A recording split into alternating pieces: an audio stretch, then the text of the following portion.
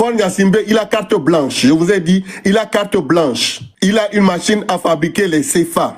Concernant Faure Gnassingbé, dans son double jeu, la CEDEAO, il était le missionnaire de la CEDEAO pour convaincre le président Goïta de faire l'élection. Plusieurs fois, il a eu à faire le déplacement au Mali au nom de la CEDEAO. Nous avons dit, non.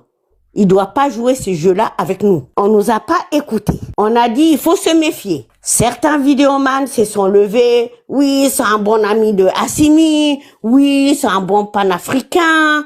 Il faut l'écouter et tout. Il veut le bien du Mali. Résultat, le temps donne raison. Le temps est le meilleur juge. C'est pas un panafricain, Faure Gnassingbé. Le forum du panafricanisme ou le salon du panafricanisme qui devait se dérouler au Mali en 2022 ou 2023.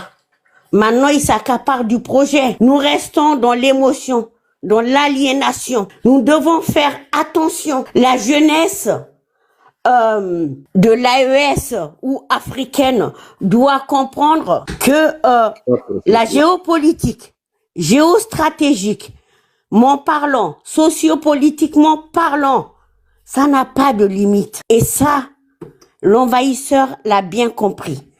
Il se servira des voisins, de tous les élites africains pour endosser le manteau du panafricanisme pour nous avoir. C'est à nous d'être vigilants.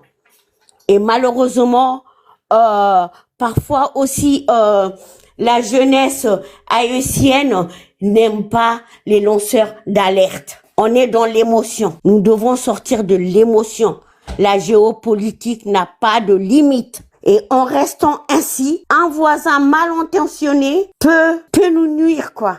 Vous m'excusez, voilà. Je suis un peu énervé aussi parce que depuis 2020, nous disons de faire attention à Faure Gnassingbé, de faire attention au double jeu. Pour l'Algérie, on a parlé de ça en vain, on s'est fait insulter, on s'est fait menacer, mais en fin de compte, tout le monde a vu, géopolitiquement parlant, ce que l'Algérie nous a fait et continue ou essaye de nous faire.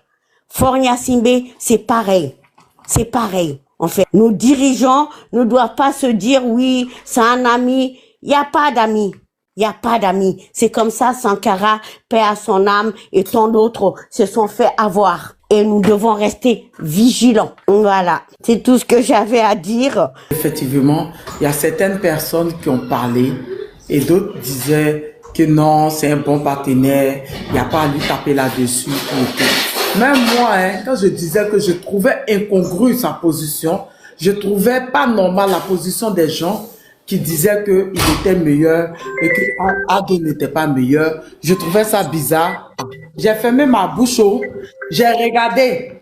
Ils ont même dit, Tanta, ils ont même dit, si oui, Tania doit être arrêtée parce que oui, elle tape sur fort, c'est le bon partenaire. Mais ce que je trouvais pas normal, c'est que Damiba était chez Faure et il avait fait déjà sa première tentative. Et pourquoi Faure ne l'avait pas donné en temps normal quand tu dis que tu as mis à des personnes, quand tu dis que tu as mis à des gens et que la personne, on veut faire quelque chose chez toi, on veut faire du mal à tes personnes, que tu dis que ce sont tes amis, mais tu le projettes, tu dis prenez vos colis. Moi, je comprends pas son affaire, moi je suis plus dedans. Mais depuis 1 an, jusqu'il a ajouté encore dedans. Si, quand c'est arrivé, mais Tanta, Faure et puis Ado, la différence est laquelle? On dit qu'il a donné pour, c'était gratuit, c'était pas payant, c'est pas la loi de l'ONU, c'est pas le droit de l'ONU de ne pas empêcher un pays enclavé d'atteindre la mer. Bon, je n'ai pas compris. Hein? La différence est laquelle? Toutes les deux. Damiba, il a fait fort. Et cette fois-ci là, mais cette fois-ci, mais ça met bouche bée même aux gens.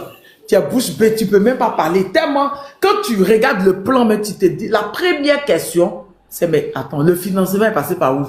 Damiba a eu le financement comment? Là, la question, il a eu le financement comment? Il faut poser les vraies questions.